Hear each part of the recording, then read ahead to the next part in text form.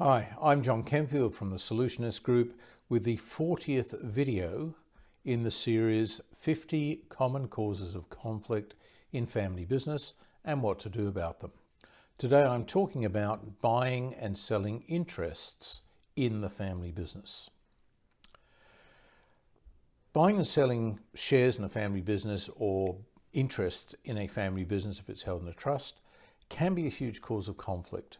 Because in many situations, family businesses are locked up in such a way, often by previous or several previous generations, that family members who are told and have been brought up to understand that they have some sort of valuable asset here, find that they cannot unlock any of the value, and particularly if they're not working in the business, they may perceive they're not getting very much benefit at all if there are not much being paid out in the way of dividends.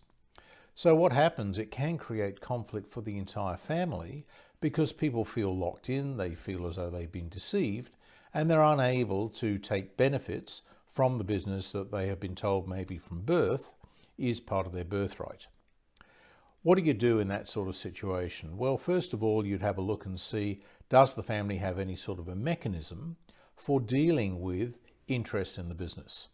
Some families, particularly with the more mature businesses, have at some point in time created a shareholder agreement which enables shareholders, if they are shareholders, to sell their shares or perhaps negotiate their interests. If they don't have shares, they just have an entitlement under a trust to other family members on either a set valuation formula or through some negotiation process.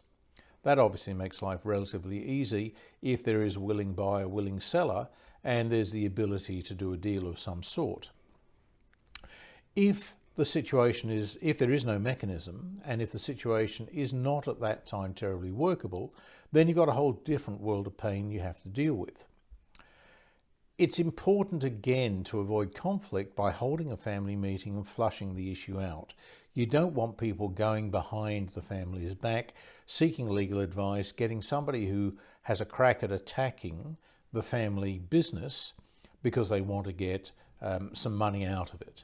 And I guess the same thing sort of applies when you have a matrimonial breakdown and somebody wants to get a share out of the family business as part of a matrimonial settlement when they have no easy, direct way of doing it. It can create a great deal of conflict. Ideally, in a situation like this, you would have a facilitated or a mediated meeting.